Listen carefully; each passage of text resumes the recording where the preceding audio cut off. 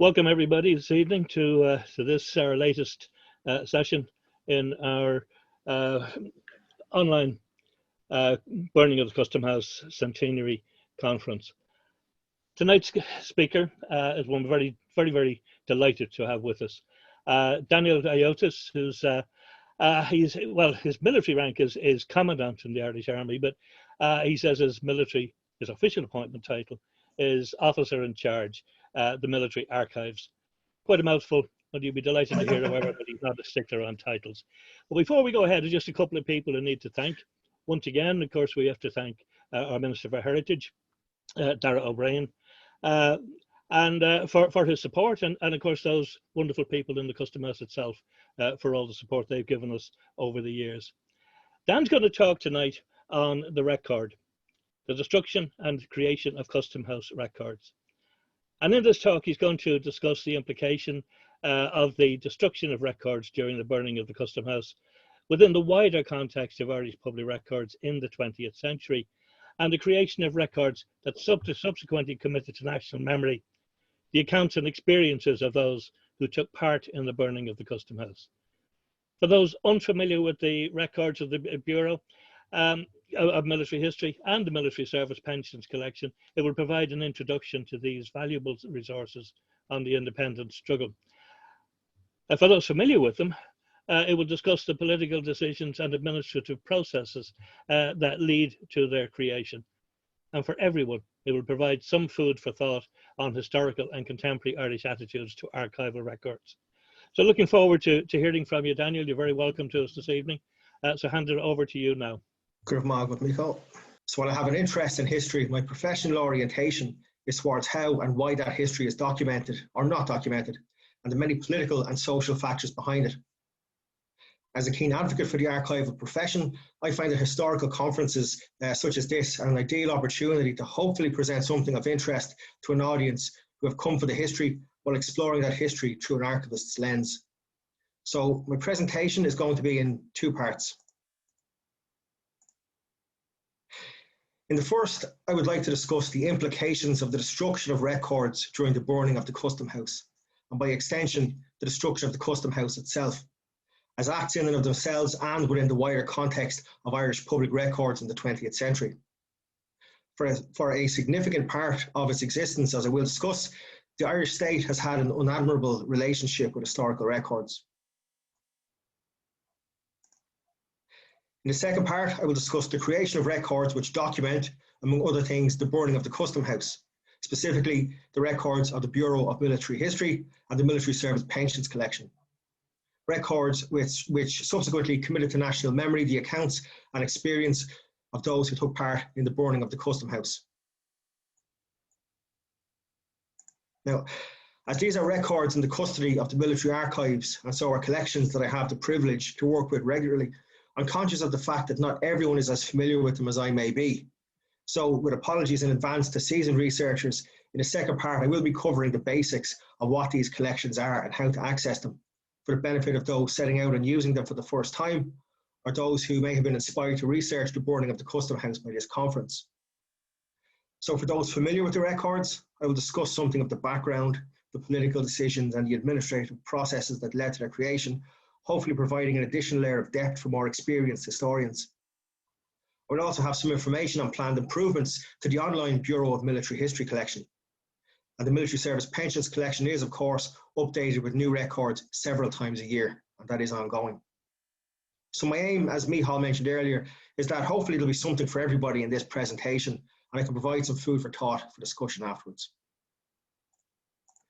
Right, so let's get on with it.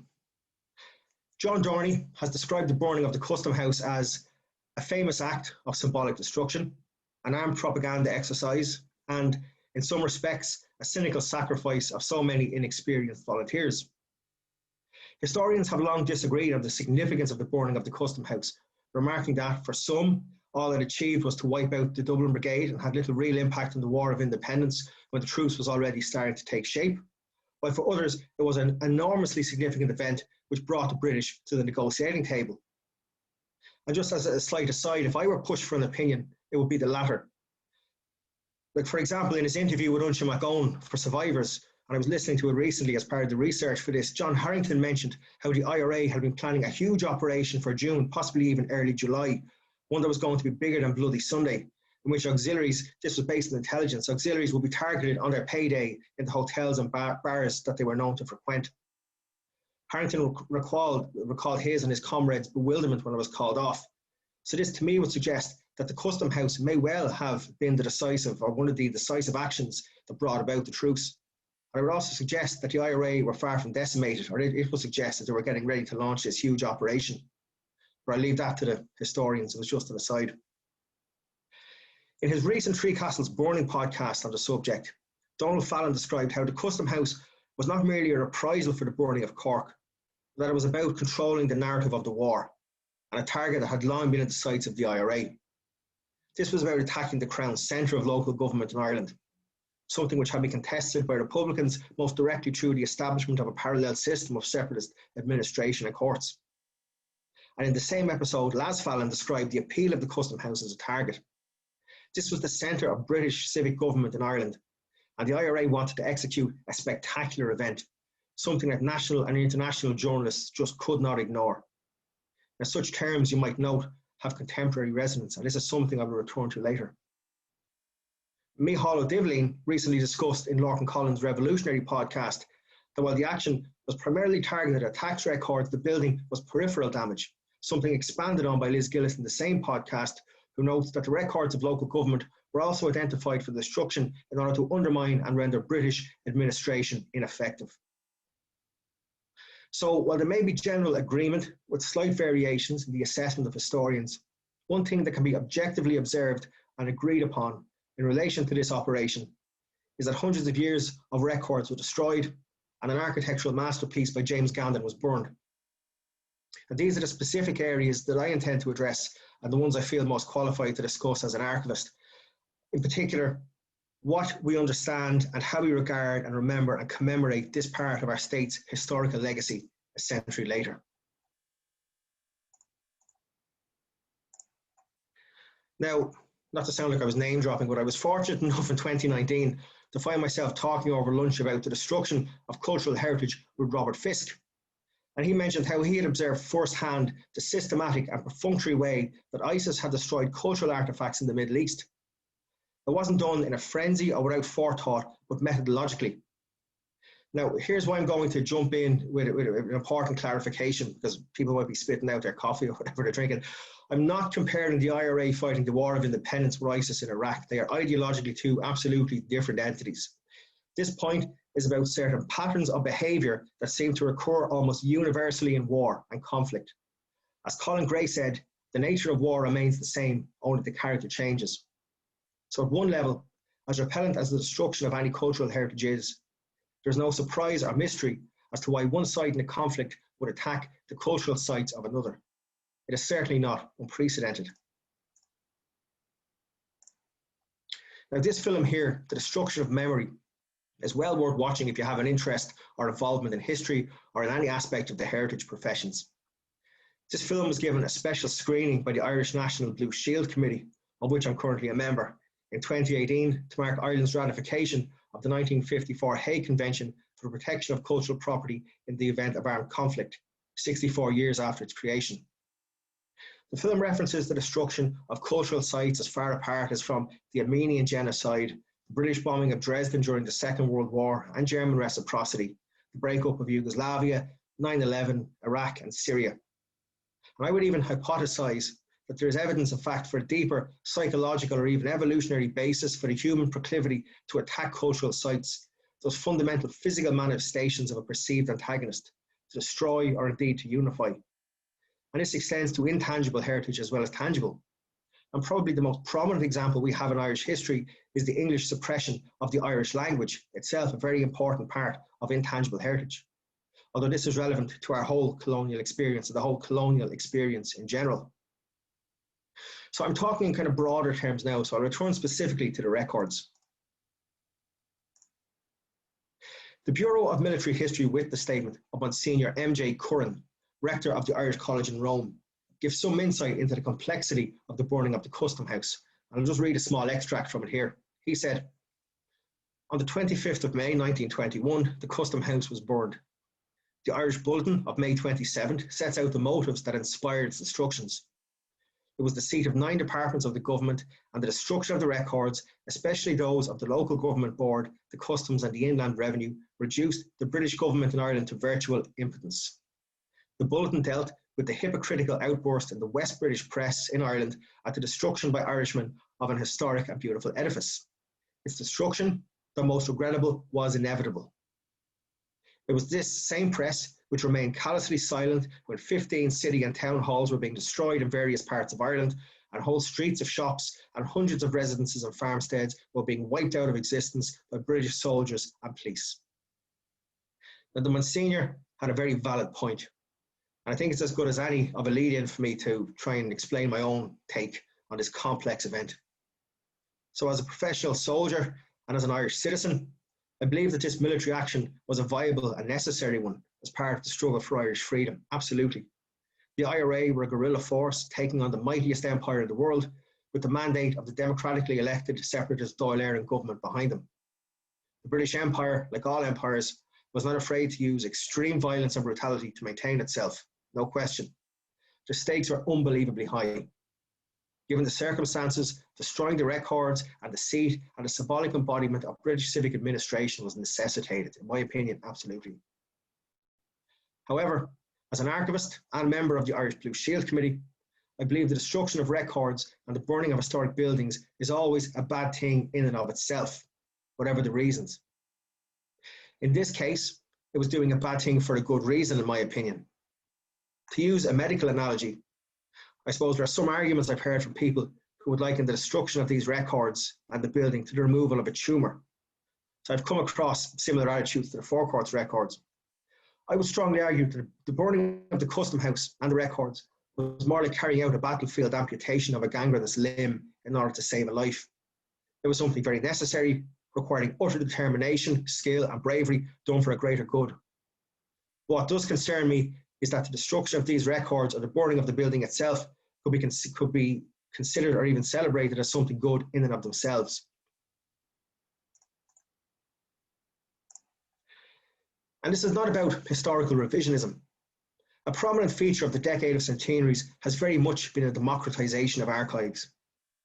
As new records have become available to historians and to the public, not least through the military service pensions records, our revolutionary history has become more nuanced, layered and complex, building on what has gone before. As my predecessor at the Military Archives and current member of the Government Expert Advisory Group on Commemorations, Commandant Stephen McGowan, has described it, the job of the archive is to complicate the narrative as a safeguard against oversimplification. So a good example of this was the public symposium to mark the launch of the Military Service Pensions Collection Brigade Activity Reports in early 2019, which presented some uncomfortable truths. Drawing on the primary sources, Dr. Anne Dolan, in her paper, described the traumatic effects that close-quarter combat and killing during the War of Independence had on many, and its legacy, which included mental illness and alcohol abuse.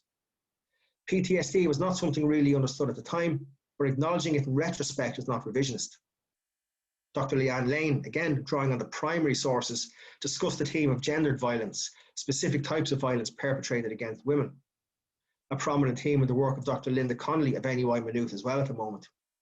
So understanding this theme and also the feminist motivations of revolutionary women and how that was suppressed then afterwards in a modern context, not least a consideration, I think, of the legacy of mother and baby homes, which is also an exemplar of the emotional and evidential power of archives and how denial to access or destruction compounds trauma.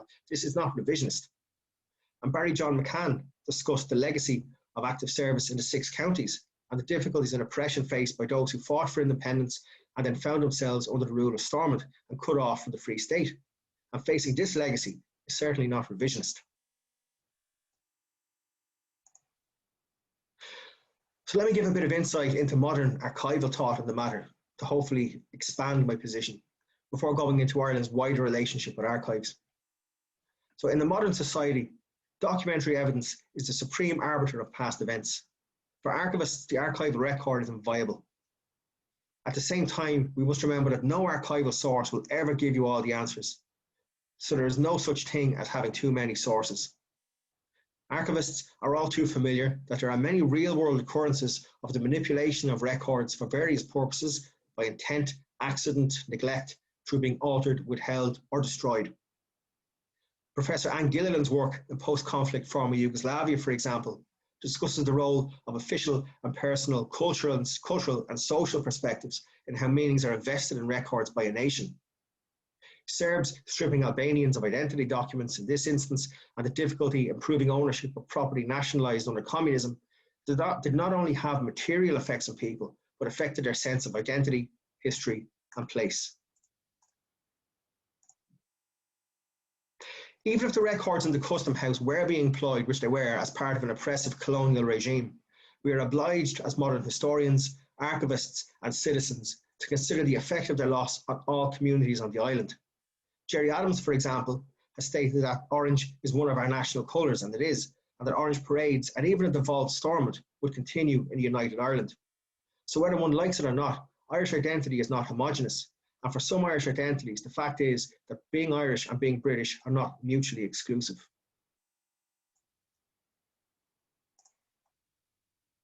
There is also a greater understanding among contemporary archivists of the role of record keeping in the area of human rights and social justice.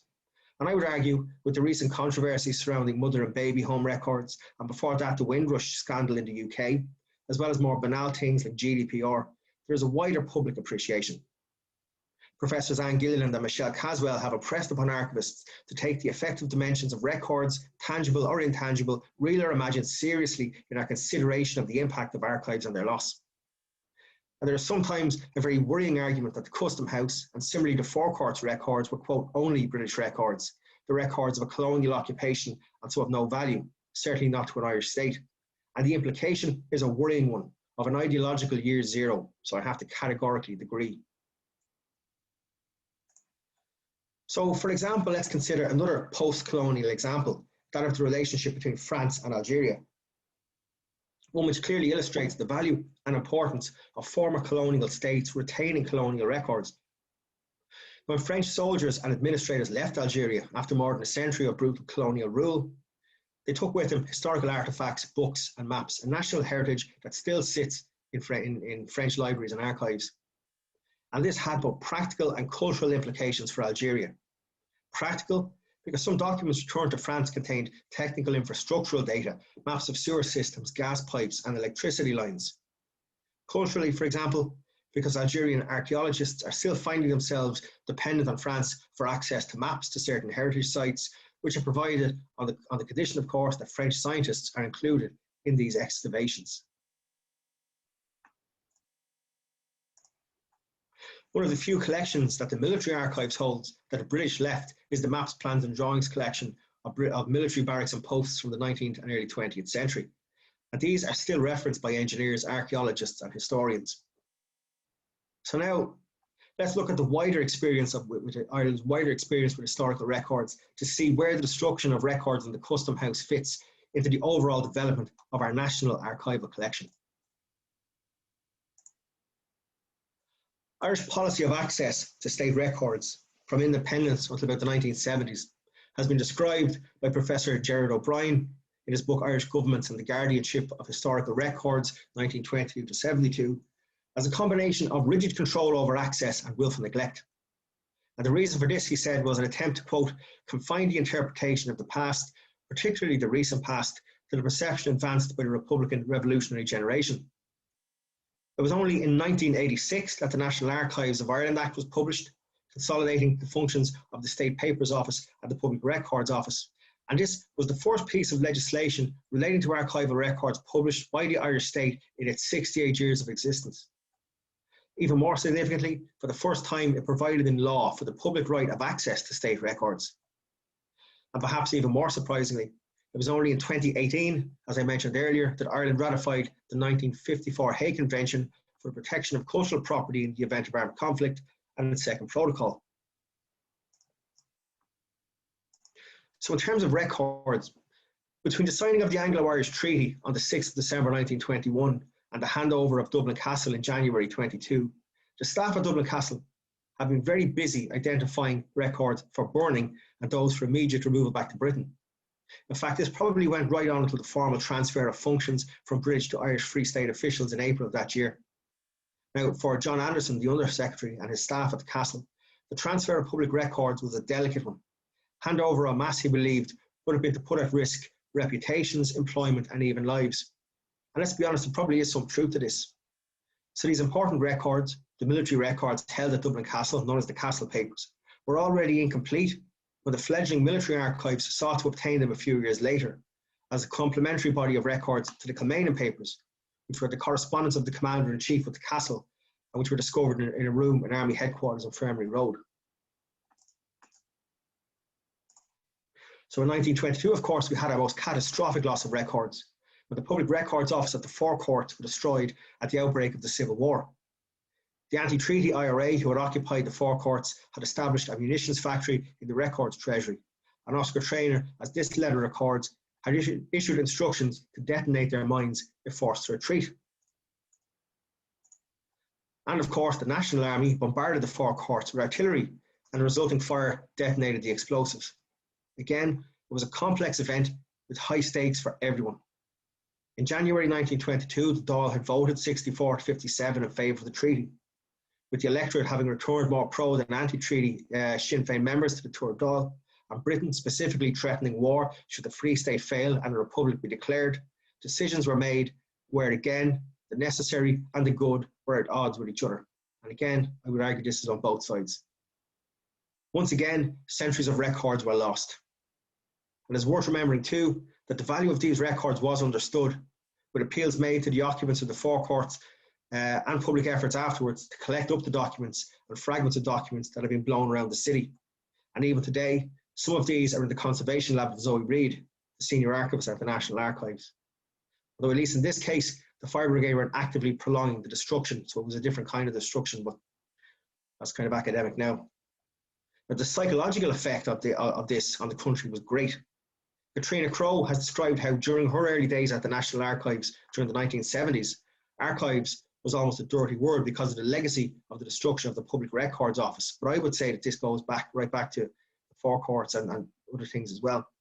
Today, a century later, one of the most ambitious projects of the decade of centenaries is the virtual reconstruction of the Records Treasury by the Beyond 2022 project.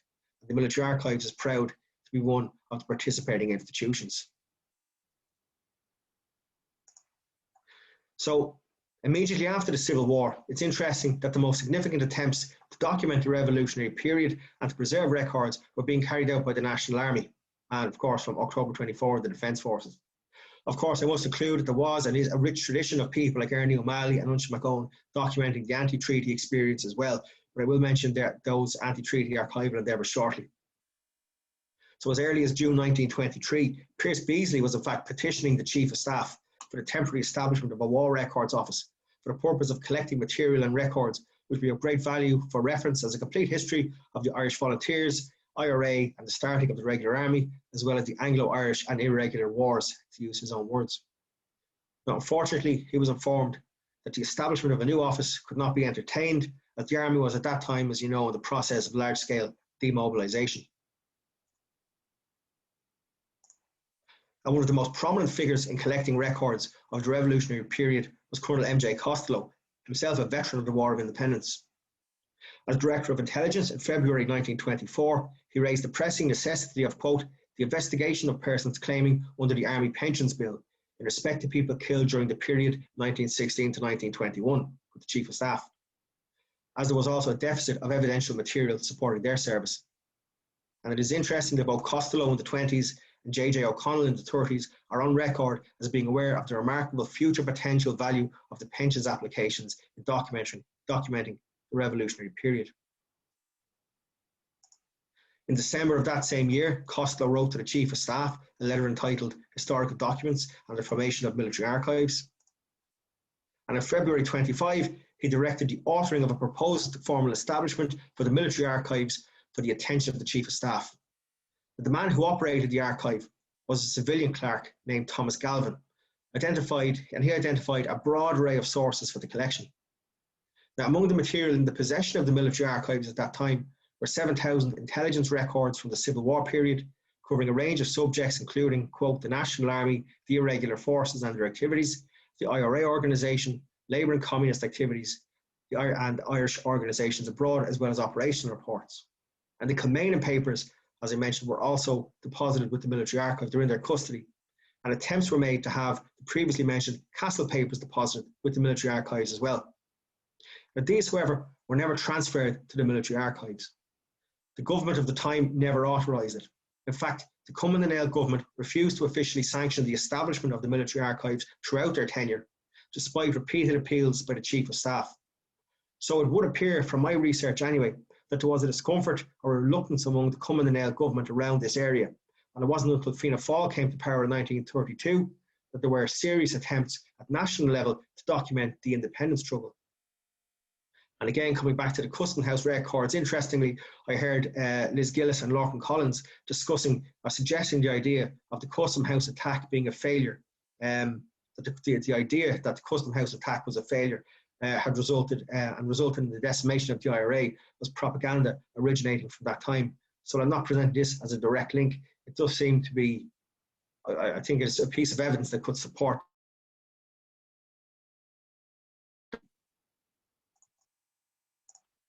Now, at the same time, during 25, the anti-treatyites of Sinn Féin under Eamon de Valera were busy trying to establish an archive of their own. The subject was one very close to Dev's heart. In 24, while imprisoned in Arba Hill, he had suggested to his secretary, Kathleen O'Connell, that she should assemble a documentary history of the revolutionary period, and from the 1916 Rising up until the end of the Civil War.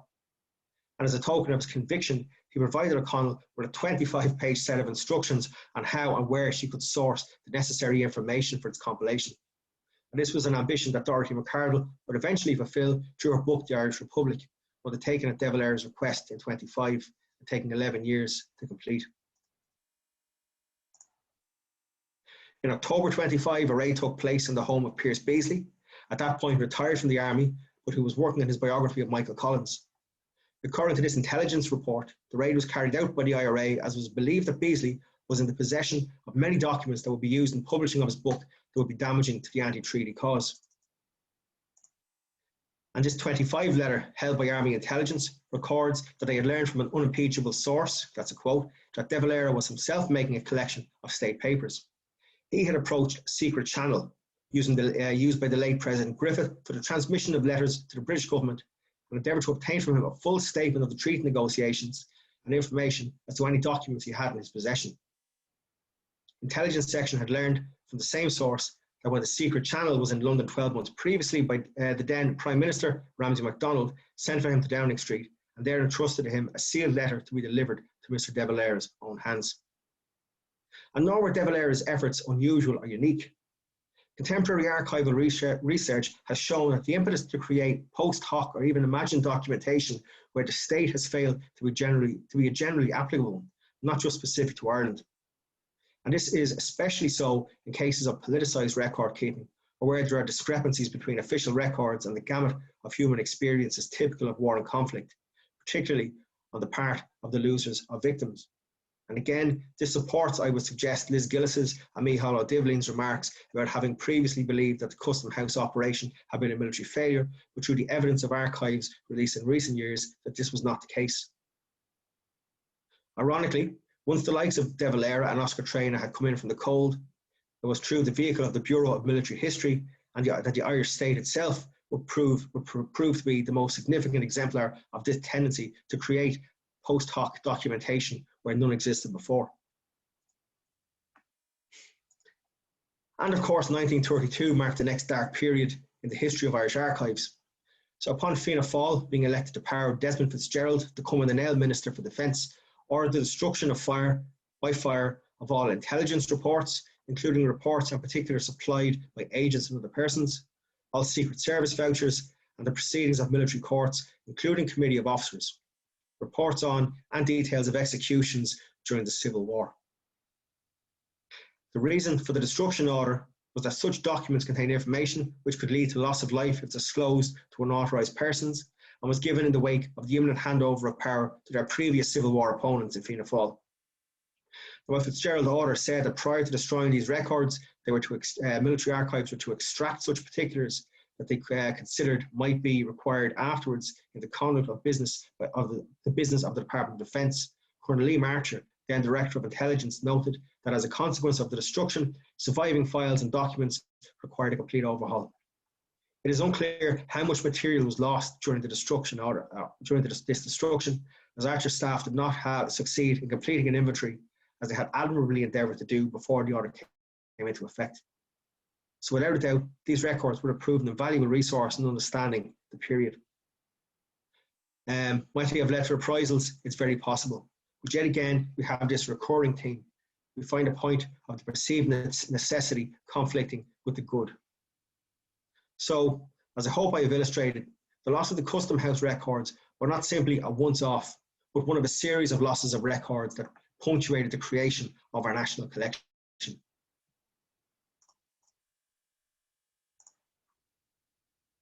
So now let's talk about the sources on researching the burning of the Custom House and the records of it that were created afterwards. The Bureau of Military History was the first systematic, successful attempt to document the experiences of the revolutionary period. And so within it, we have the accounts of those who were at the burning of the Custom House.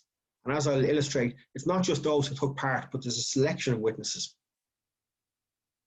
The Bureau of Military History has been described by Dr. Eve Morrison as, quote, a cultural initiative of the newly independent state to establish the bona fides of its claim to nationhood and a symbol of Republican reconciliation.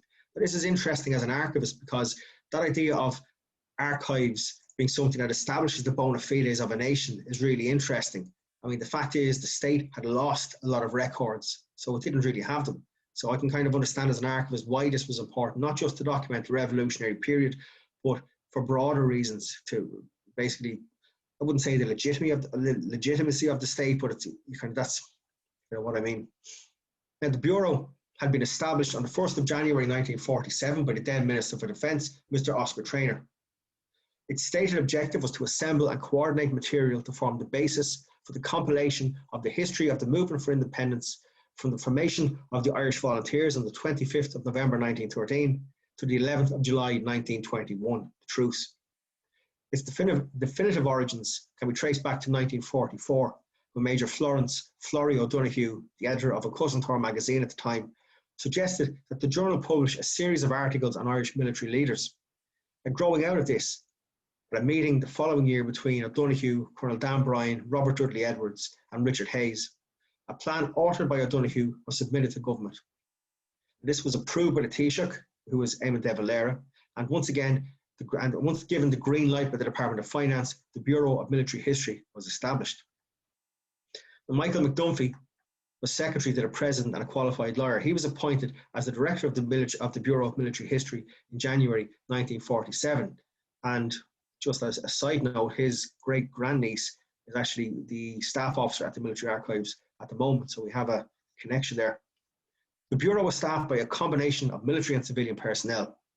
Florrie O'Donoghue, John McCoy and Seamus Robinson were full-time members, and Colonel Dan Bryan was among the part-time members.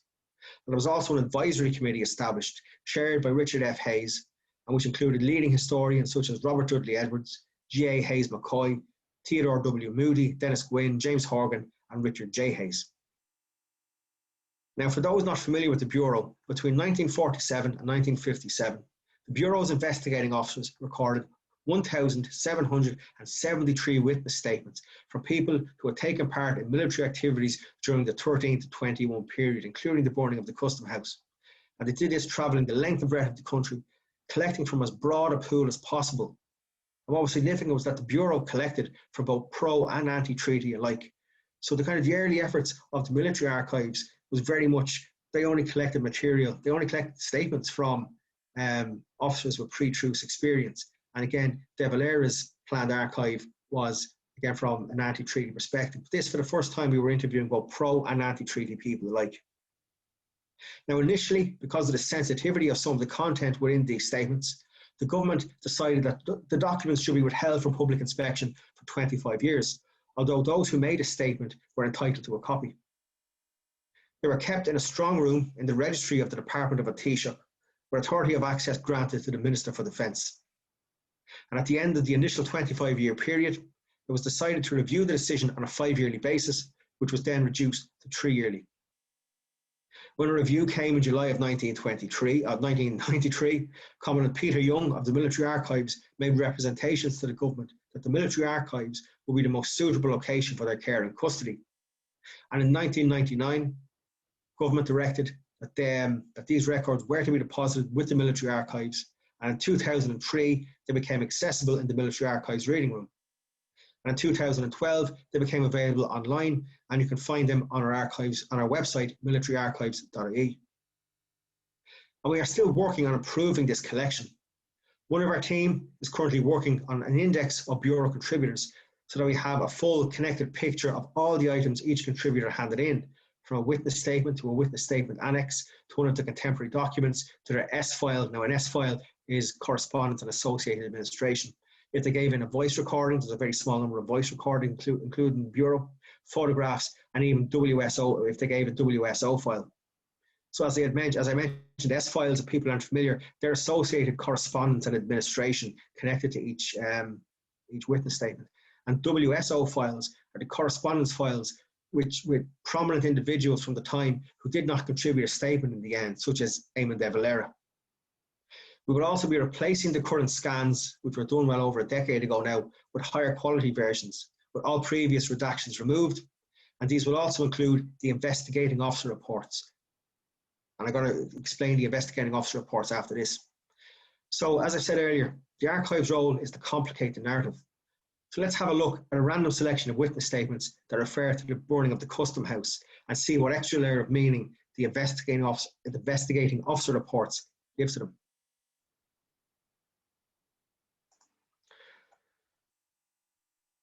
Okay. So now, as I said, as we'll see, the investigating officer's reports, they will become more easily accessible now once we get them online. And we will have another layer of information. So now the historian will have to make an assessment, not only of the reliability of the person giving the statement, but of the store and the reliability they give to the investigating officer's assessment, as well. So again, as the narrative is more complicated, it's hopefully a check against oversimplified historical narratives. So if you go to our website and go to Bureau of Military History, there's a very simple search box if you want to just search by term. So if you put in Custom House, as you can see, we get 141 results for this term. Now, not all of them are going to be to do with the Custom House during the burning, but having a look at it, the majority of them are. So let's have a look at a few of the sample files that I found. So here's one from William Oman. And this is, if you're not familiar with him, is the investigating officer's reports.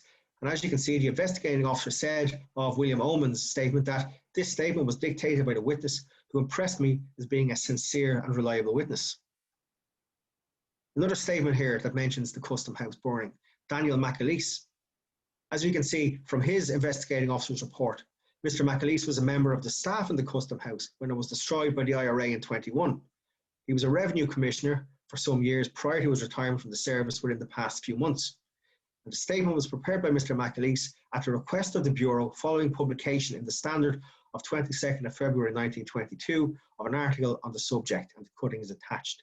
So again, I would imagine it's in the S file, so the cutting is attached, and it mentions as well that the Bureau sought him out. So again, it's yet another perspective on the burning of the Custom House. And as I said, the more sources we have, the better. Let's have a look now at Patrick J. O'Connor, known as Ninepence O'Connor. Now, his investigating officer's report says that the witness is a man of poor education and intelligence and found it very difficult to give me any kind of a coherent account of his activities. On account of his confused memory, I would not regard his evidence as entirely reliable.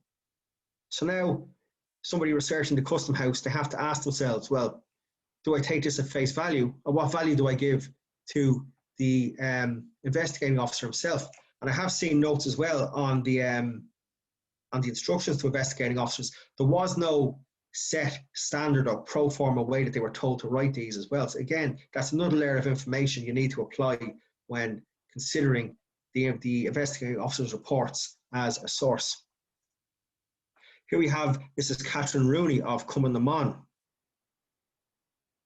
And her investigating officer's report mentions that the statement was taken down in longhand from the dictation, the witness reading from prepared notes. While her memory on the whole is fairly good, she was apt to get a little confused about the incidents of her various journeys. I read over the statement to her before signature, and she was satisfied it represented the facts as she wished them to be recorded. So again, more layers of information, something else for consideration. And here we see, when we search the term Custom House, a witness statement from Ernest or Jordison. And this man was an employee, he was the managing director of BP. So again, another perspective on the burning of the Custom House. So his statement, his investigating officer's report says that in the absence of knowledge as to the extent of his association with events of the period, the offer of this witness to record his recollections was accepted as holding some possibilities of producing worthwhile evidence. The statement was contributed by the witness dictating the opening paragraphs and thereafter submitting a manuscript with a series of recollections at random as they came to mind and without regard to continuity. This material was then assembled by me in chronological sequence of the events in question, transcribed in typescript, submitted to witness, and signed by him as representing the evidence he had to give. The memory of the witness appeared to be good once he recalled a particular episode, but seemed to be somewhat disjointed and defective in forming a connected picture of his experience. So again, some more information that's interesting when analysing a Bureau of Military History witness statement.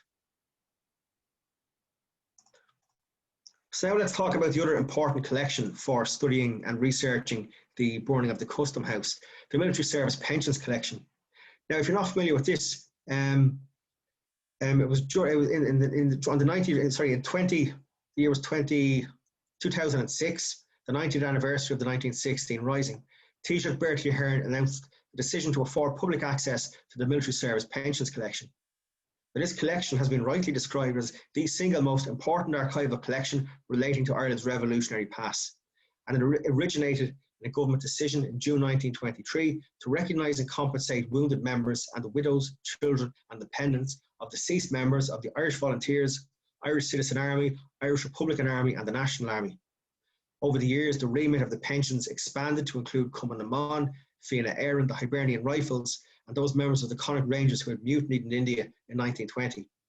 And importantly and significantly, when Fianna Fáil came to power from 1934 on, pensions were made available to people who had taken the anti-treaty side in the Civil War. In 2007, a Military Service Pensions Collection Steering Committee was established, chaired by the Department of Taoiseach, with representatives from the Department of Defence, the Defence Forces, the National Archives and the Military Archives. And by the following year, 4 civilian archivists have been recruited for this project too.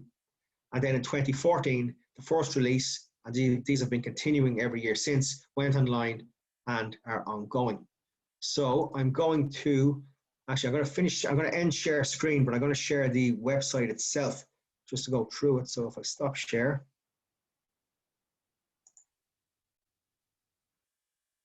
Where are we now?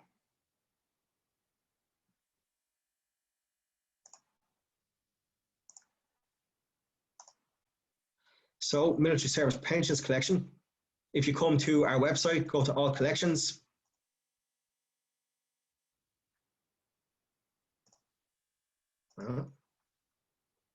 Select Military Service Pensions Collection on the left under Online Collections. And here you see the homepage of the Military Service Pensions Collection. Now you have the Brigade activity reports here, and these were generated in the 1930s by Brigade committees to basically document and record the activities of each brigade in order to support pension applications. You have a section on the War of Independence, you have the blog, which is really good, the gallery, but let's go to search the collection. So particularly if you're familiar with somebody who was involved with the burning of the Fourth Courts, if you go to search the entire collection, and we're going to search, because we saw him already and we know he was a reliable witness, Oman, first name William, and there's other fields there you can put in as well for searching, but we'll just scroll down and search. And again, here we have the file reference. So this was the Department of Defence file reference for William Edward Oman, and just if I control an F and I put in Custom House, you can see in the description of his file that it mentions that he was involved in the operation to attack the Custom House. And then as part of it, you have the digital files as well, so the digitised pension applications made by or on behalf of the person, if it is a dependence file. So again, I'll click on one here just so you can see it. And they can take a few seconds to download because they are quite large. I think I opened William Oman's yesterday and it's about 90 odd pages.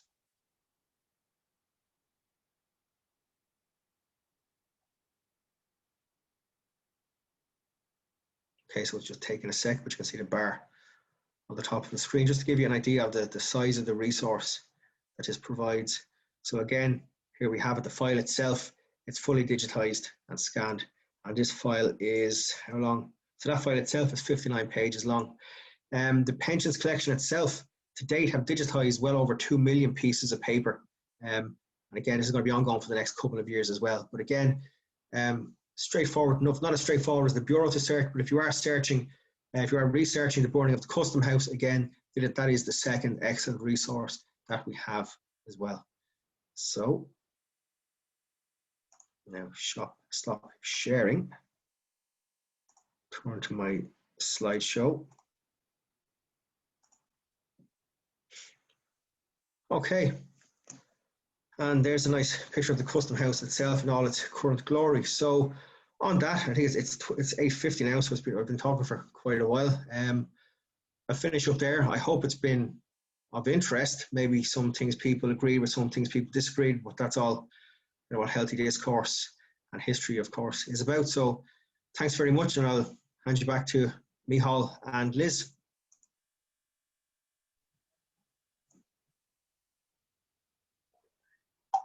That was brilliant, Dan. Thanks a million. And there's a couple of questions I have here, so I'm just going to get stuck into them, waiting for Micheál to come back on screen. And first off, Dan, great comments. Everyone's saying thanks a million. And we've had people tuning in from France and from Derry and from Brighton and all across Ireland. And thanks to Mem McGowan. I forgot it was Republic Day, so it's a very significant day. You're actually 24th of April. Yeah, I noticed. Yeah, I tweeted that today. I was delighted. Yeah, I was like, so no wonder Tomas was a bit jealous. Sorry, Tomas.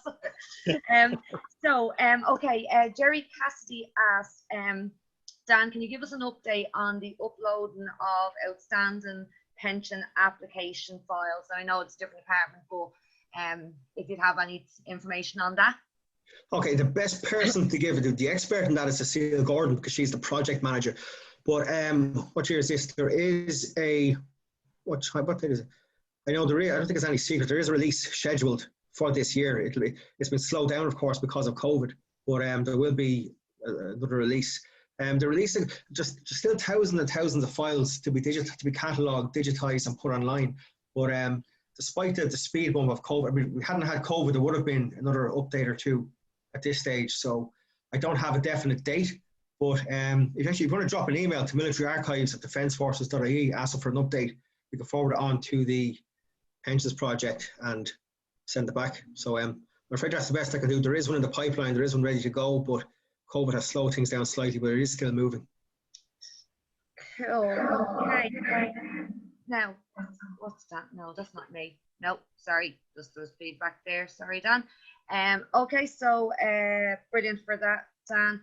And Lynn Marie asked, are the full witness statements as recorded available to research? So oh, sorry, that's me. Hang on. Thank you very much. Is that me? Sorry, everyone. You're watching Netflix in the background, Liz. I don't know. Sorry, everyone. It won't let me minimize. What in God's name is that? Stop. Lisa McIntyre, Kathleen Clapp, and Elizabeth Reed. Everybody. What do we do next? Micheál, you can stop this, and anyway, it will not let me stop it. We'll edit it out, I promise. Oh my God, what's happening? As you can see, me and Micheál are not professionals at this. No, we will be by the time we're finished. I think so, yeah. You know, Okay, you learn by your mistakes. It could come back on. I apologize, everyone. Sorry. So yes. So the full witness statements as recorded is available to research now. There were some, when they released originally in 2003, there were a minor amount of redactions made. Now, under the National Archives Act of Ireland, there are only 3 reasons why a public record can be withheld, from the public, or a part of a record.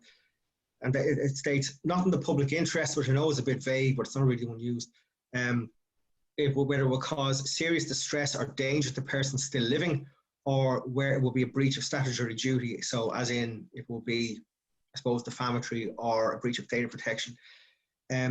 What we're doing at the moment with them, as I mentioned, is where we have higher resolution, higher quality versions of them ready to go online, and all redactions will be removed at this stage now. It's been decades and decades since these were recorded. It was a decision, I suppose, an appraisal decision by the archivists in the archives at the time in the early 2000s. So we'd like to think we'd have them up this year. Again, I can't guarantee because of with COVID. Hopefully we'll be back in the office in May and we can start moving with these projects. But the small amount of redactions, and it's highlighted actually in the with the statements where there is a redaction, it's put in, so it's not hidden. So it is obvious to the public that there is a redaction here. But yeah, they will all be removed now very shortly. That'd be brilliant, Dan. And Patrick Kilfeder asked, thanks again to me. Thank you, Patrick. Now, so the question is, in relation to the witness statements, are the comments of the investigating officers actually available online, and what proportion of witness statements and pension applications are digitized? So sort of, again, just you've touched on that already. Yeah, well, as I said, we're going to include the investigating officers' reports with the witness statements when we put up the high-res versions. Okay. So there will be. Brilliant. Again, just great comments coming in. Very comprehensive presentation from Joseph Frayne. Many thanks. Thank you. And there is, sorry, I just have to keep logging in now. Facebook. Oh, Colin Lawless asked, did Colonel Joseph Vincent Lawless Sea House, Cattlebrew Barracks, Dublin, have anything to do with the setting up of the Bureau of Military History? Dan, if you know. I'm not sure. Okay. Sorry, I'm not sure. I'm not sure. Yeah. And now this is, it's a custom house story, but not to do with the actual destruction of the records, but it is a funny story. So Tommy McGurran, whose father worked in the custom house, said his late father came home in the 1970s and said a tree fell in his hut at the main gate of the custom house. He said it was nearly killed. I said to him, were you in the hut? He said, no, I was in Keaton's pub, but I was very lucky. So in there. Again, great comments coming in, Dan. Very thanks. Talk. Thanks, Dan. Mel McGowan, really great clear talk. Oh, are there any files? Are there any files still held in the Department of the Taoiseach? From the Bureau? Yeah. No, they're all there. out. Yeah. And so that short answer, no, there. And that's sort of duplicates. It's one as well. Duplicates of the statements went to the National Archives as well. So I think it was because that was before they were digitized. There was an anticipated, it was anticipated to be a rush, to view them and I'd get heavy wear and tear. But no. You see, that's actually an interesting aside again to do with like. I think it's a cultural thing we have, maybe a throwback to our relationship with records that I mentioned. We often get asked, even, again, look, I know it sounds like I'm name dropping, even Robert Fisk asked this when he was in. He said, do you have any, is there any Civil War records that are still locked away? But no, actually, we've had, the military archives have had Civil War records out for a while now, as I'm sure you know. No, I think very often, if there isn't a record somewhere, it's due to the fact that it doesn't exist or been lost. I mean, this is 100 years later. I mean, I don't understand why anybody could have any reason to want to withhold anything from the period, But maybe it's just something we've all inherited from all the loss of records over the century that I mentioned, And that sort of feeds into another question, Dan, from David Donovan. Is there a secret section or things the public aren't allowed to access? I know you said the material was destroyed under order, but does anything remain that isn't for public consumption, or are you even allowed to say? No, absolutely. I mean, I think it's one of the important things that, as you know, military archives in 24, it came under intelligence branch, and then in 2012 it was moved to public relations branch. Half of the staff, like most of the staff, well, I think about half of the staff are civilian as well, and we're all trained as archivists. We're all part of that profession, and the archives profession, and there's a couple of phrases that really stuck with me from when I was training as an archivist. And one of them is that the job of an archive the role of an archive in society is accountability of the government, accountability of the state, and advocacy for the people of the state through making sure that records are available to people. So like it was only 86 that the National Archives Act came out, but under that act, under 30 years, there's an obligation to make records available for public inspection unless if it meets one of these criteria, not in the public interest. And that's like, again, I mean, that's an odd sounding one. I don't think it's phrased very well, but I think that's generally things to do with like state security and things like that. I've never actually used it for withholding of records. Breach of statutory duty, which I think the only reason most 30-year-old records are closed or partly closed because it has somebody's private data in it. And thirdly, if it would cause serious danger or distress to people still living. And again, I have come across times where I had to close records because it might have very, very graphic details to do with kind of the most kind of heinous crimes you can think of, or kind of really graphic injuries to people in overseas missions. So again, that would cause very serious distress to people still living their family. It doesn't really have a national interest, and you know the kind of the stress of the family really outweighs, say, the public interest in that instance, or where it will cause very severe danger. And look, I don't need to talk any more about that, but we can understand with the history we have in the country that it could be, you know, the reason some military files, contemporary ones, could result in serious danger to people still living. But for the most part, no. Those are the only reasons records we were held. We love getting them out. I mean, as you can see, even just talking about records, I start rambling on about them. The archives, we want an excuse to get records out rather than an excuse to close them. I mean, that's what, because we get a kick out of it as well. We put new stuff out and people go, oh, that's brilliant. We love it, you know. It's what we're into. No secret. Sorry. No, just questions are coming in for you now. And Lindsay Taylor asks, hey Lindsay, did everyone automatically get a pension who was named in the battalions, or did they have to claim? No, and actually I think that there could be information about that on the website itself, but no, yeah, it had to go to a board, to an adjudication board, and you had to get like supporting statements from people who'd been with, you know, commanding officers and stuff like that. So there wasn't a board of assessors, and they did award the level of pension that somebody got. If you got a pension, you automatically got a medal. But if you didn't reach the criteria of active service to get a pension, you could still apply for a medal. So that's why we have the separate medal series, which isn't digitized, but it's accessible in the reading room as well. So no, just being listed as a member didn't automatically get you a pension, no. And interesting as well, on something I mentioned earlier again about experience of women, Margaret Skinner famously was denied a pension based on the fact that combatant apparently didn't apply to women. So no, unfortunately you didn't.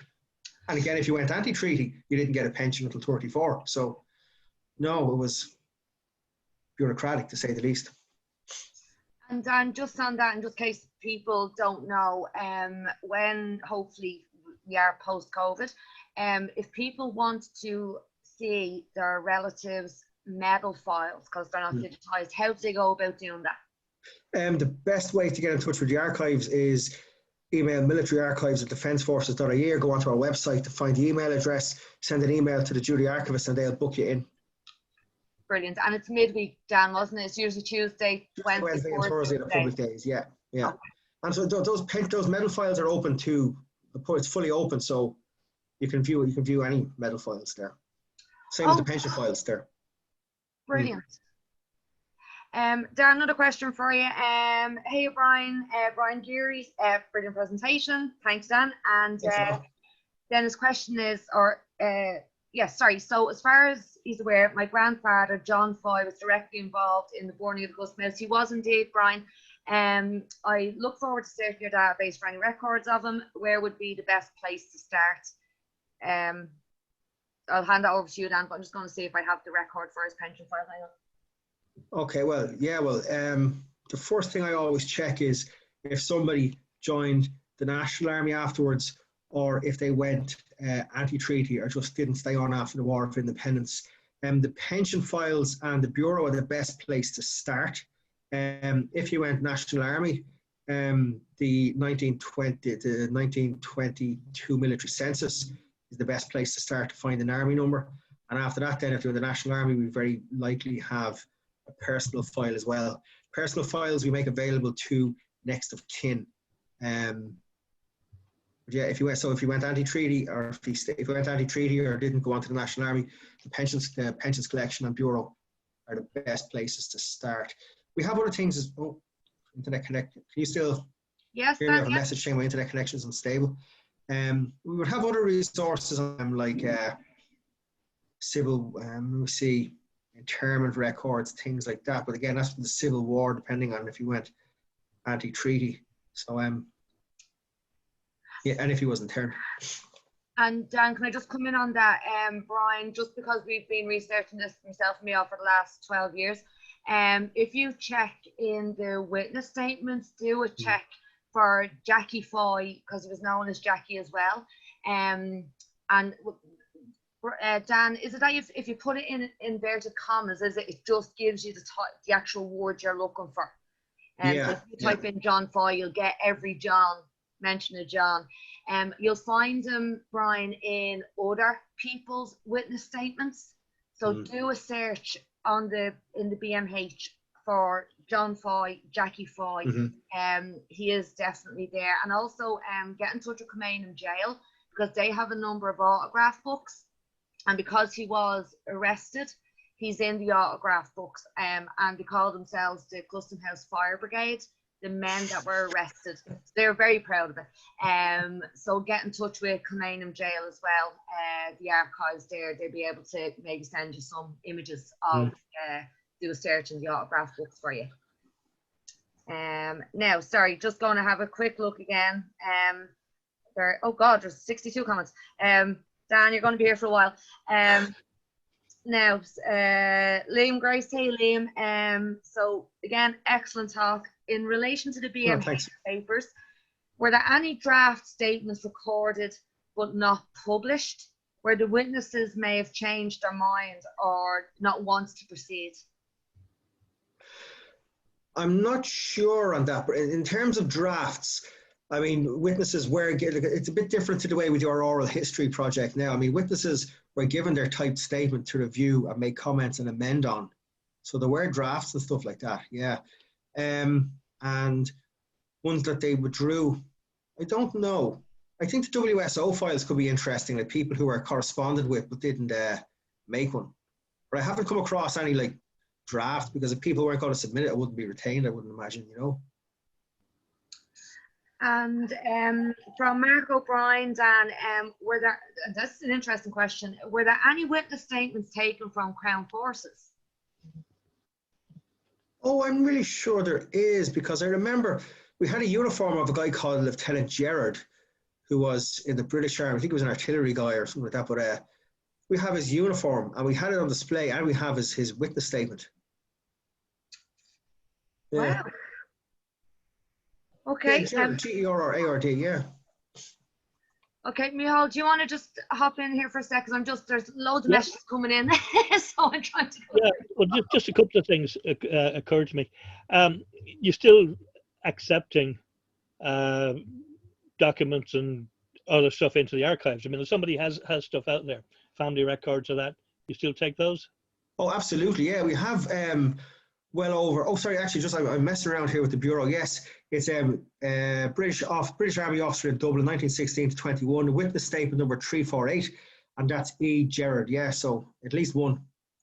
So yeah.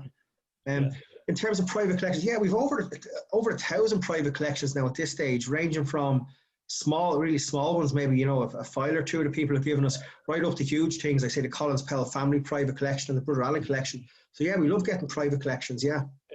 Well, I mean, people have often said to me, you know, what do I do with this? I suggest to give them to you, but then they say, oh yeah, but we don't want people to see them. You know, there's stuff in it we don't want out there. We want to preserve it, but we don't want it public. Can they put conditions on it, you? Absolutely, yeah. Once it's within our collecting policy, I mean, it's something to do with like our Irish military history, you know. I mean, we don't just take like National Army stuff. We take, I mean, pre-truce, anti-civil, pre-truce stuff, anti-civil, anti-treaty Civil War side, even records, even stuff to do with private collections, to do with Irish people and British regiments. We take them as well. We like to have as many sources as possible. And we can, yeah, we do it as well with the oral history project as well. I mean, if people want to say, right, I don't want this out there are used until I'm deceased or for 10 years, that's fine. Again, the same with private collections. Yeah, as long as at some stage it can be released, because no use locking it up forever and just saying keep it safe, but like no one has to ever look at it. So yeah, no, we're happy to do that, because we do give we have a suite of documents, and people do sign the material over to us. If they have any caveats, we put it onto it, and then Noel, who looks after our private collections, will put it into the database. So absolutely, we can do that. Yeah, okay. better that stuff is safe, you know. Yeah. Okay. Just a minute, when you were talking about you know, collections, and the British in particular removing them, I was reminded of that incredible book, The History Thieves, by Ian Cobain. I mean, about what they've done everywhere they went, every country. When they went, they took away what records they could, or destroyed what ones they couldn't take. Presumably they did the same here. Any chance we can get them back? Well, no, there were records. There were records that remained. There were administrative records, because there was actually a guy called Thomas Markham. Collins had left him in charge. He'd given him some position in Dublin Castle, and once Collins died, apparently Markham, from what I've read, he just he wouldn't go. Like, he just said, no, Collins left me as civil officer in charge, and he was like, the new Free State government were trying to get like administrative paperwork they needed.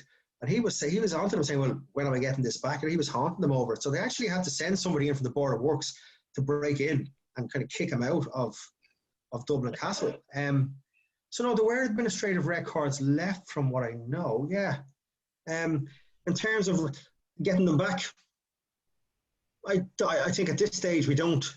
I mean, we're not like a situation like Algeria where we're stuck for like, you know, the actual plans of the sewage system and the infrastructure. And again, I suppose it's 6 of one, half dozen the other. They were British records. They owned the records, you know, and I don't think of it. I think as well the fact that records are available again in Britain in their national archives there as well. I mean, once the records are accessible, that's the main thing. I don't think it's right for now 100 years apart for two institutions that are both doing their best to make records available. I don't think it matters what institution they're in as long as they're accessible. Okay, yeah, that's good. Well, it's good to hear. Another sort of vague question, but how far back do you go, or how far back are you prepared to go in terms of records? Well, I suppose that's a tricky one, because I mean the oldest records we have are actually from the Brother Allen collection. Yeah. We have things going back to 1690. There's a proclamation issued by Frederick, Duke of Schomberg, and some other stuff from around like the Battle of the Boyne. So that's the oldest we have, and they're kind of outliers in terms of documents. But I'll be honest, any material that relates again to Irish military history, military experience, we'll happily take. But I suppose by the letter of the law, I mean, by the letter of the law under the National Archives Act is from, I suppose, 1922 on, because we're the official repository of state records. We are what's known as a place of deposit under the National Archives Act, which was designated to the military archives in 1990. And that means we are the de facto national archives as far as the military and the Department of Defence are concerned. So, yeah, so like, as I said, officially foundation of the state. But besides that, we'll take as many other sources as possible. As I always said, the more sources we have, the better. That's why we have, we got a series of interviews conducted with Irish people who'd been in the British Army from the Second World War up until the Gulf War. And we also have a bunch of MacOwen's papers and recordings as well. The more sources you have, the better. So if anybody wants to give us stuff, get in touch. You know? Yeah. Okay. And can I come back in? Just a couple more questions here for you, Dan. So Mel McGowan asked, are there pension application records of early Garda ranks, many of whom were involved in the War of Independence, still to be released? As in, who went on to serve in who went on to join the Gardaí? I think so. Would they be in the Garda Museum? No, well, if they're getting military service pensions, they'd be with them. But the thing is, I mean, these files, I mean, have to be catalogued. That data is extracted by Cecile and her team when they catalogue the record. So again, number of Garda is something I couldn't answer. I'm not sure Cecile could. Okay. Yeah. Maybe she could, but I don't. But that's a tricky one to quantify. You know, it's like the files haven't been catalogued, we can't tell much about what's in them, you know. And people probably saw Nationwide the other day, Dan, Wednesday. Now I know it was the release, it was still brilliant because you talked about the Brother Allen collection. Sorry, Liz, you're frozen there. Oh, yeah. Am I back? Oh yeah. Could you just talk a little bit, in case anyone missed that Nationwide program? The Brother Allen collection, like that is just an amazing collection. Can you just talk a little bit about that for us? Yeah, Brother Allen was a Christian brother, and he was a teacher in O'Connell's in Richmond Road, and he collected this great collection of historical material, particularly from the Revolutionary period, but much earlier and even later, as I mentioned. So from looking through, I think the outliers, we'd have stuff from, as I mentioned, Battle of the Boyne period, right up until I've seen stuff dating up to like the Troubles. But the majority of it is Revolutionary period. And the reason he had this interest in this and all these people gave him material is because O'Connell's, they had a great Republican tradition. There was, I think, well over 100 men and boys who'd either been were students or had been students and come through O'Connell's, took part in the 1916 Easter Rising. So he put together this great museum in the school and this great collection of documents. In 2016, the brothers were looking for somewhere to deposit this material to keep it safe. With Military Archives, we were having our new building constructed. Party Kennedy put in the business, yeah, we'll do it. And they decided, yeah, that the Military Archives was the place for it. As well as documentary material, it also has a lot of museum material.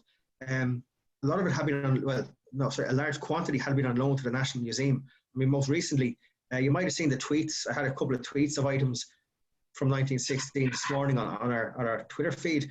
We took back about 80 odd pieces that had been on display in Proclaiming a Republic in the National Museums, because Proclaiming a Republic, as you might know, has been closed down. That exhibition is finished now, so we took them back. So it just kind of gives you the idea of the level and the quality of material that's in the collection. Some of the large chunks of it formed like the Proclaiming a Republic exhibition and things like that. So great collection. The documentary material is available to access. The physical material, if people want to see it, if they want to make an appointment, we will put it into a cabinet in the archive for them to view. So, brilliant, Dan. Great collection, nice collection. And Dan, again, a couple more. May Moran, it's a great lecture, Dan. I enjoyed researching in the military archives after the statements were released in 2004. Victor Lang was there. The release of these online has made research so much more accessible. Well done to all. And May, you're so right. It's just opened up so much to everyone. And Dan, sorry, and that was credit to Vic. That was during Victor's tenure that came. I think Victor got an honorary doctorate after that in 2016, actually, for I suppose contribution to access to the things to the bureau. So, God, yeah. I'd say May would have experienced this. I remember back in 2003, and there was like a 3-month waiting list to get up to see the witness statements. It was just shortly after being released, and it was the tiny room 4 people could sit in. But it was amazing, and to see where it was, where it began, and to what you have today, it's a fantastic resource, a fantastic setup, and just, you know, reiterating what May has said, like, well done to all of you, because you are so dedicated to getting this information out to us. So thank you on behalf of all of us. I'll pass it on to the team. And David Donovan has another question. One last one. It's okay. How did what survived survive? You saw Dan's brilliant clip going through the Collins tiny notebook, the ledger with the MF May fame for 5 shillings or something. How do we still have it?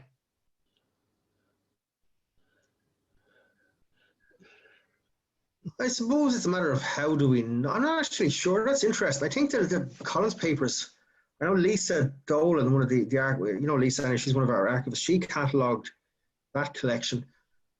I suppose it's a matter of how do we not. I mean, like the Sinn Féin Bank was a serious setup, and Collins was running an administrative function, so you keep these things in there.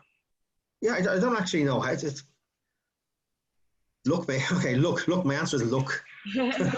But it is damn amazing when you think what does survive and what doesn't.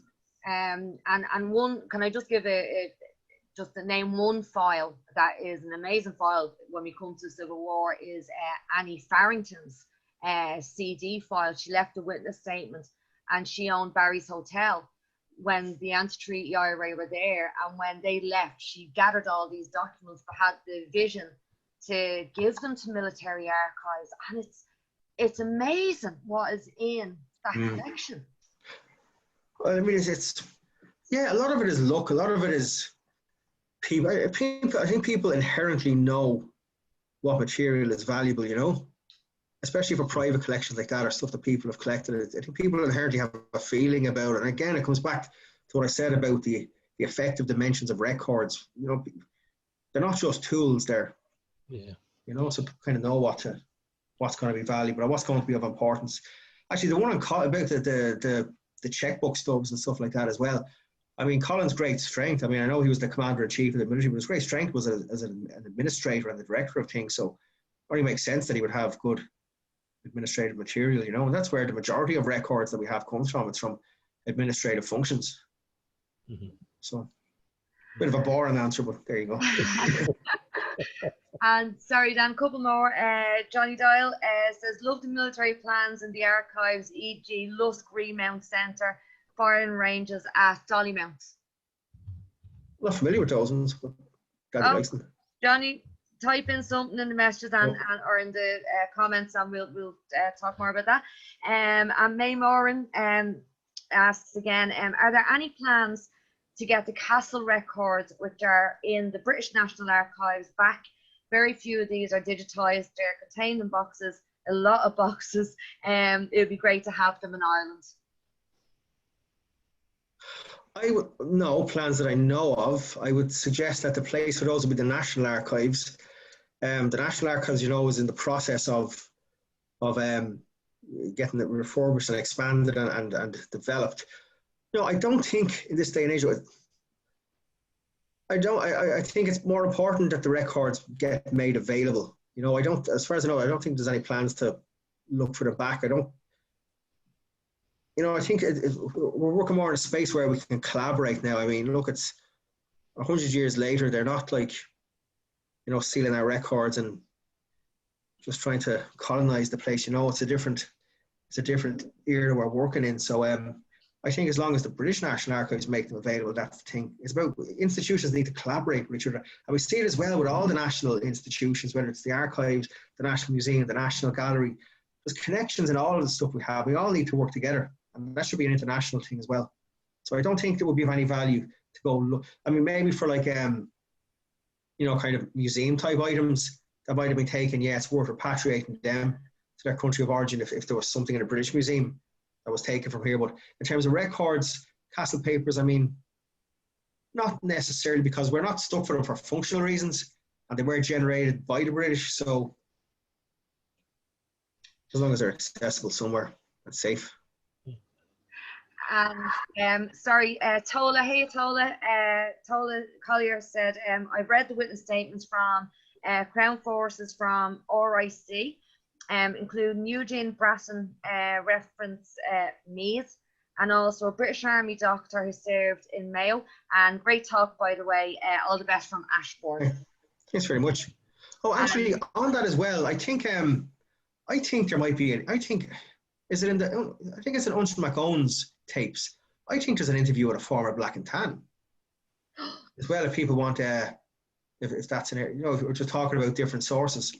I think Tomas mentioned that because he was going through them until the time-coded abstract. So, yeah, sorry, I'm just. And Tomas is going to talk next week, so everyone can tune in and ask Tomas that one. And James Langton, hey James, great lecture, Daniel. I haven't seen you since you launched my book, Forgotten Fallen. My God, that seems like years ago.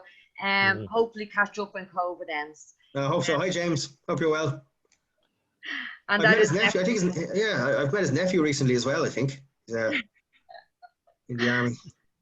And I'm just scrolling down because there's more comments coming in, Dan, just fantastic comments. Dan, you did mention Peter Young, and I suppose talk about him because he really is the reason that we have access to this material. Could you talk a little bit about him for those of us who didn't know him? Oh, absolutely. To be honest, I'm actually doing some research at the moment on the history of the archives from like the 20s to the present, and yeah, I can talk about. I might not stop talking. Peter Young. He was the military archives reading room is named after Peter Young. It's the Commandant Peter Young reading room, and the epithet is the father of the military archives. So basically, Peter advocated, there was no military archives from 1959 until 1982. The reason being, once J.J. O'Connell died in 44, the archives was just kind of left to its own devices and it kind of withered. There was a Commandant Cox, I think, who looked after it for a little bit. Niall Harrington was ostensibly nominally in charge, but he wasn't. He was really tasked with other things. In the 1959 reorg, the military archives was just taken off the establishment of the Defence Forces. Peter advocated and agitated and fought to have it re-established. So much so, actually, he was so dedicated that I was looking through some files, and he was on a 6-month operation, a 6-month tour of duty in Lebanon, and he was offered a 2-year extension to serve as assistant press officer to Timur Göksel, which he turned down, and he wrote to the Chief of Staff saying, I have to decline it because the proposal to have the military archives re-established is underway, so I need to be at home for that. That was really prestigious. Timur Göksel died recently, and he could have been assistant press officer for 2 years, but he said, no, I'm going to come home and do that. So Peter is the person that got the military archives off the ground. He was instrumental in having the Bureau of Military History released to the military archives in 99. And tragically, actually, it was actually Katrina Crowe and himself went in, and they were given the news that they were going to be released to the military archives. And she told me, she was kind of a touching story. She mentioned they came out, they went for a whiskey in the Shelbourne, I think, to toast it. They both headed off, turned around, they turned back. He kind of blew her a kiss and she waved. And then I think it was 2 weeks later, then Peter died at home. So he got to the stage where this great collection that he'd fought so long and wanted to get out into the public domain was out. And then he died before he could see it come to fruition. But yeah, really like a really dynamic, from everything I've read about him and spoken to people, just a really dedicated, dynamic archivist and army officer, like really kind of 101% about the military archives. And again, if it wasn't for Peter, it wouldn't be here at all. Well, it's an amazing legacy. And the Great fact legacy, that yeah. the reading room is named after him, so he certainly hasn't been forgotten, Dan. Oh, absolutely not. No, it's only right that it is named after him. And Dan, the comments are still coming in, and we've got sort of a bit of follow through on the Lusk range. So Des White, hey Des, my dad brought me to Dollier firing range site, and we found 303 cases as well as fired bullets. Had a collection as a kid. Dermot Bratlock, he sent in the comment, the British War Museum has objects. Met Training Museum has Crunch from DMP in the lockout. The case from Black Diaries needs proper independent examination. Vincent Lennon, great talk, many thanks. Mel, again, well done for another great event. Skurril Mogiv. And Johnny Doyle came back to us with information that Lusk was a horse collection point. They would then go to the RDF before being sent to France. And he even sent us the archival code. If someone wants to write this down, IE, MA, MPD, it's in the military archives, AD 119281-009. And the Dollymount range archival reference code is IE, MA, /MPD /AD 134150-008. Colonel Sergeant Bourne, he of the film Zulu, was adjutant there at the time of the rising. Thanks a million for that information, Johnny. Again, David, that was fantastic. Gurv Milamag Gulair. Deirdre, hey Deirdre, great thanks, or great talk, thanks to all. And Deirdre did ask, and Deirdre, I'm assuming you're talking about the when the records were destroyed in 1932. Deirdre asked, were those records the original records that were destroyed? Do you know, was there copies, Dan, or were they just the originals done and dusted and that was it, get rid of them? Unfortunately, yeah, they're done and dusted. They would be great to have now. Again, it comes back to what I said, this balance between the necessary and the good. Could they have led to reprisals? Absolutely, yeah. Would they have had a value in accountability for executions? Because the Civil War was, you know, a desperate time. I don't think the Civil War is a time that there's not a lot to be proud of it. And I think, but unfortunately, those records weren't gone. And the thing on that, Dan, though, like, when they say that it could prevent the future loss of life, most people knew who was involved in certain events during the Civil War. The knowledge was there in any way, and was there a lot was there any reprisals later on in the 40s against former National Army soldiers that you've heard of? I haven't come across them, but bear in mind that there was like Secret Service vouchers, and these were all intelligence files as well, and people adjudicating in court martial. So I mean, I imagine there was information there that, I don't think they would have had such a push to have them burnt if it was all just public knowledge, But again, that's the thing. I mean, and that's a funny thing as well. I mean, there was a case study I was looking at from Cambodia, where after people who suffered under the regime, where I think one of the main perpetrators, I think it was maybe third in command of the Khmer Rouge, died, and they never got kind of reasons for what happened to them. They kind of start to look for. People start to, like I said, create post hoc documentation and even create narratives to explain what happened. So it's very understandable that people kind of wonder and speculate what's in these records, because the records of things that really, shouldn't have happened or happened in really desperate times. So, as I said, records have an emotional effect. And the Civil War, I mean, it's 100 years later, and we're only now really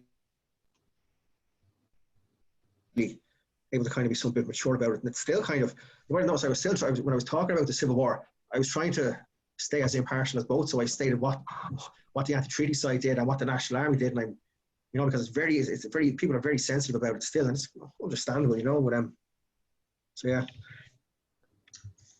Again, I'm just going to scroll down. Micheál, do you want to come back in? I don't leave Dan just sitting there in silence. Yeah, again, a general question. I mean, when you talk back about the value of archives and items, etc., which brings up the other question, the monetary value of them too. Do you ever actually go after them? Do you buy at auction or any such for private collections? If they were coming up, would you buy them? It's not something that we've done before, and it's not something within our funding stream either. I mean, our budget for the archives it's designated for the running of the archives, digitization, different projects like that as well. I'm not even sure how you'd use that. I know the National Museum have a small budget for it. Maybe the National Archives do, but no. Would we? I think that's really a matter. I don't think that's a matter just for the military archives alone, or even just for the National Archives. I think that's a matter that needs to be decided and addressed at government. If something should be within the state archive with a capital A. Yeah. Would it be something I'd like to do? Yeah. Yes and yeah, especially if something is going to leave the state. But again, the majority of records we have, they're state administrative records as well, and they don't really have, for the most part, like financial value. But yeah, look, it's always a shame to see stuff being sold. But again, so it's a complex issue, Do we go to like how do we, for everything that goes up for auction, do we send somebody with public money to start bidding against private collectors? Or it really needs to be a legal thing to do with the importation and the exportation of cultural material, I think. Yeah, I know. Certainly in Commandant, we had in the jail we had a problem. Obviously, if we went after something, then the price went up. If we were seen to be going after it, so you had to have somebody secret go in if you wanted to, if you really needed to get it. Difficult one to do. And what about if you maybe perhaps as a suggestion that copies should be taken of stuff that's going to leave the state? That depends. There's a difference between an inherent value and the data value of something. If there's unique data for research, definitely a copy should be made. But think, for example, of say a proclamation, 1916 proclamation. The data contained within it it's everywhere. You can find it anywhere. You can Google it. But the value of a proclamation itself is in the document itself in and of itself. Whereas with kind of state files that are released after 30 years, the value, it's not in the paper and the manila folders, the value is in the data. So it's a different kind of a thing, you know? Yeah. Okay. And another question from Steve Doyle, Dan, is there anything in UK archives that you would like to see given back or shared with the military archives? Nothing necessarily comes to mind. Again, like, I mean, it's about access rather than who holds it at this stage, you know, especially in a world where we can digitize things and make them available. I'd be more concerned about, I suppose, museum items and things like that being repatriated more so than individual documents. Nothing necessarily comes to mind. But just on a side note, I mentioned about the National Blue Shield Committee and the Hague Convention, and Ireland signed up to that and the second protocol. A lot of countries haven't signed up to the first protocol, which was a subsequent protocol added on. And that's to do with the an obligation to ensure the return of historical items and that they won't be taken from other countries as well. So I don't think Ireland has signed up to the first protocol, and a lot of countries, naturally enough, you can imagine the UK, US, former colonial countries as well, haven't signed up to the first protocol because of the onus it will place on them to return material. That's also a conversation I think that the Hunt Museum, was it the Hunt Museum? They were in the news recently. They're having at the moment.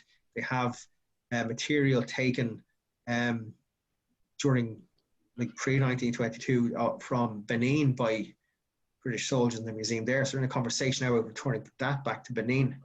I think I've seen the National Museum talking about something similar as well. So it's a discussion. It's a thing that's going on at the moment and it's current. So, but again, I think it's more for the kind of the three-dimensional artifacts area than the documentary evidence area. And Dan, another question from Johnny Doyle. Do you take in any details of weapons ordnance found from the Easter Rise and War of Independence in subsequent years? For example, the grenades found in the canals, the weapons found in Fowler Hall? No, that really hasn't come across. No, again, kind of collecting secondary details. It never really occurred to me to come within our remit, because that's really, to be honest, that's more, I think, the historians' remit. The original primary source data is our bread and butter, primary source information. And again, I mean, I would imagine the evidential, like the specs of ammunition and weapons from the time, I imagine it's relatively accessible calibers and types of grenades that people use. So no, we don't. And just a comment coming in, another comment from Brian in relation to Peter Young, Brian Geary. I served in the army with Commandant Peter Young. He was a total gentleman and completely dedicated to his craft. I served in the officers' record section in AHQ, so Peter was a regular visitor to our section, pulling out all of our old files. Yeah, I've heard that all right. Yeah, you know what? It's funny. I mean, and even like speaking confidentially to people, I've never heard one person say a bad word. I've never even heard anyone say a neutral word about Peter Young, to be honest. It's always been positive, and the kind of the energy people talk about is the same stuff that I see in the files where he's behind like military museums, developing the archives, anything to do with military history society, everything. You know, I still find old bits of Military History Society of Ireland headed paper, you know, in old bits of admin files from Peter from the 80s and stuff. So Brilliant. yeah, good to hear people remembering him fondly. And I suppose while we have everyone, because it's good to sort of, if anyone has any information on projects or podcasts or anything coming up, David Donovan just says, in case anyone missed it, the RT documentary on one podcast called Gunpla is well worth a listen on about the arms trial and everything that led up to it. Those documents will be one to read, but turn on phone calls, nods and winks. It's Brillo. So if anyone hasn't tuned into that, that's one to watch. And everyone, I'll just give a plug as well to Lorcan and Collins' Revolutionary Island podcast, because Dan did mention it. And we are very, very grateful to Lorcan, who did a special episode of his podcast about the burn of the Custom House with myself, Michal and Laz Fallon, to mark as part of the centenary events for the burning of the Custom House in May 1921.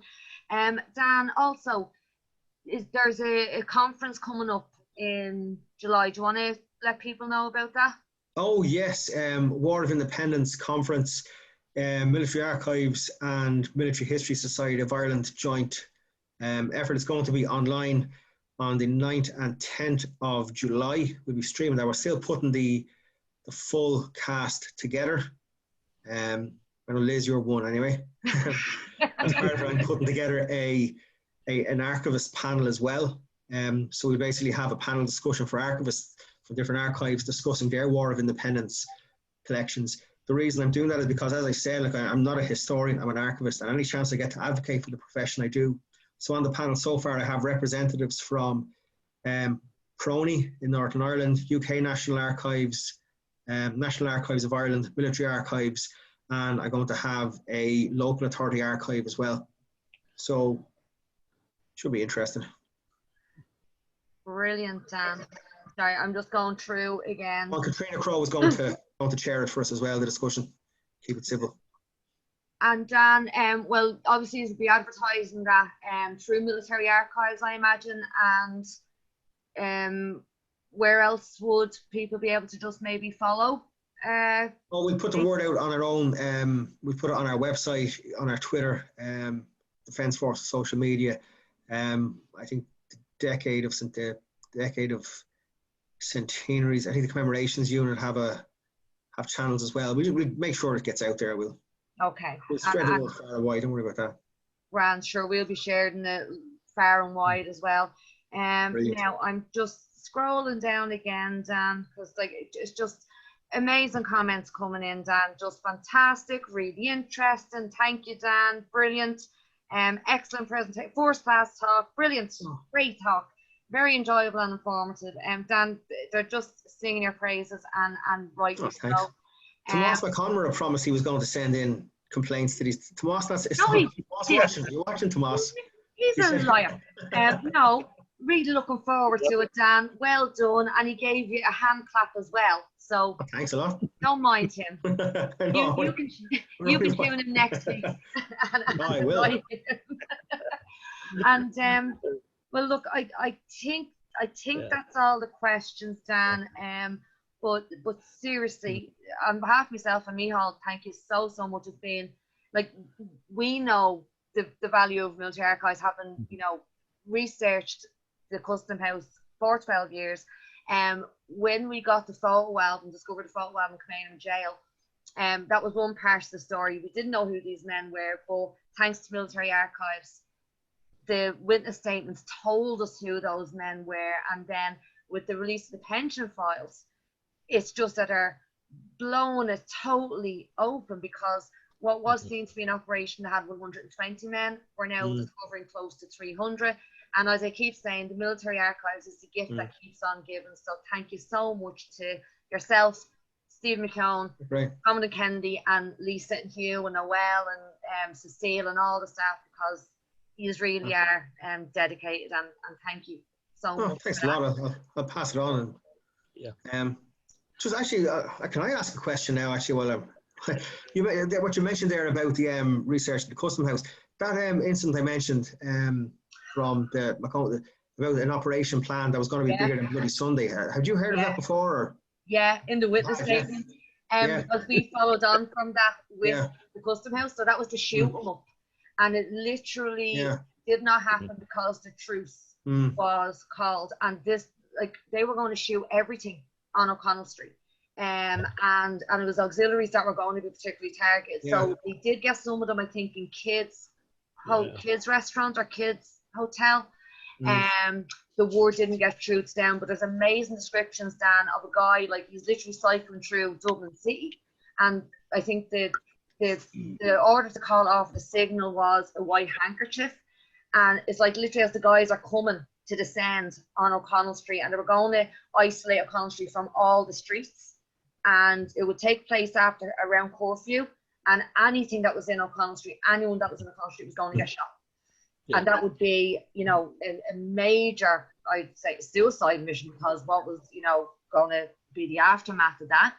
and that was, as far as I know, going to involve the majority of the Dublin Brigade as well.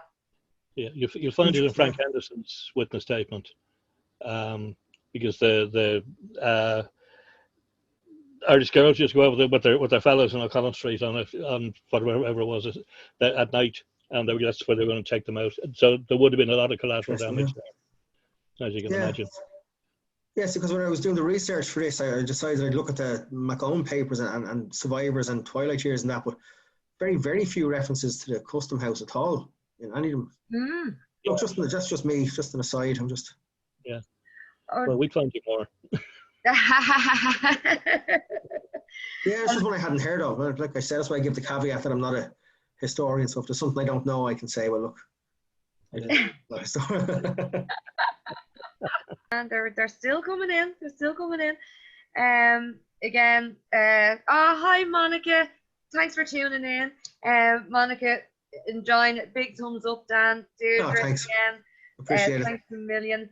And Deirdre again. Can't highly recommend the books. Deirdre, you're a great support to us, you really are. And Johnny Doyle just came back, Dan, looking at World War One soldier records in the UK. Matthew Nathan's name crops up regularly. He was shunted from Dublin to the UK after the Rising, and he was then in the Ministry of Pensions. And Dan, can I just ask, because it is quite a fantastic collection when you think of it, with the pension files that weren't meant to be released as they were sort of state documents, people's personal documents, but the BMH, when coupled together, is just this hugely rich resource. Are there other countries that would have something similar to the military archives in Ireland, or are we unique? I've spoken to Cecile about this. I think Cecile will be better informed on that kind of thing. I think one or two countries have significant collections from their revolutionary period. I'm not sure if they have anything of the scale of the pensions project, though. Okay. I don't think it's unique, but I think I don't think it's common. But even when you look at the BMH, Dan, that's what 1,734 or something files. 1,773 witness statements. With the photos and the voice recordings. Contemporary documents. And, yeah. Well, and you do have sorry, Dan, you do have the ledger detailing what's in the contemporary documents file. That's up online as well, isn't it? I think so, yeah. Search. I know we have those I think they're almost all digitized now at this stage. Okay. We want to put them online as well. Again, just not having people work from home, they can't access the server, so it's made it tricky. But I mean, the plan is to get that online as well. Okay. So we'll just have to wait a little bit longer, but there are future releases coming of the pension files and the BMH, but we just have to wait a little bit longer due to COVID. Dan, I know these are going to be inundated with requests, and actually broken down. I would just ask people. I mean, over the last little while, because of COVID, especially with our archivists having to work from home, they can't access the Defence Forces server, so we have had a backlog, but they are looking after essential stuff, and it will all be caught up on. So anybody who hasn't heard back, I just appreciate patience. And also to compound it, we had an issue with the automatic response.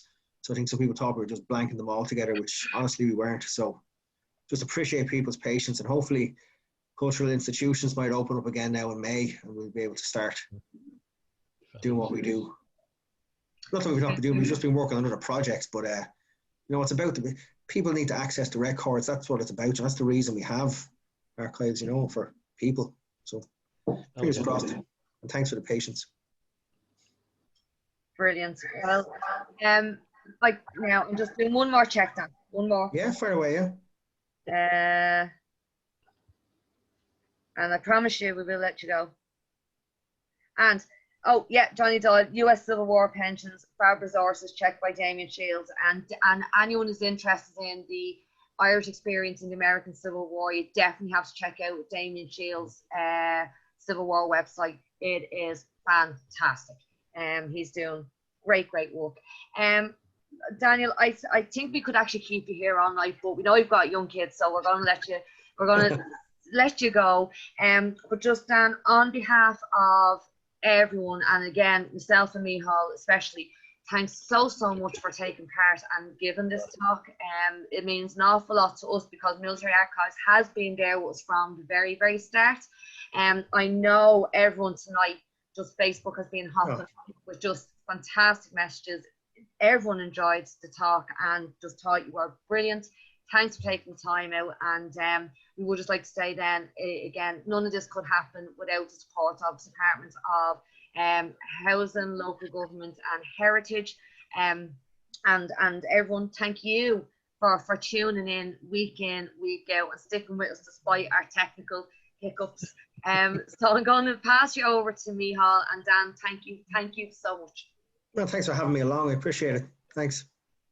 Okay, like I can only reiterate what Liz has said. It's been absolutely fantastic, and like that, yes, I know we could keep you here forever, but look, thanks a million. Okay, Thanks, Micheál. and we'll see you in person one of these days soon. Definitely sure. See you around soon, no doubt. Right, Assalamu alaikum. Take care. Bye. Thanks, everybody.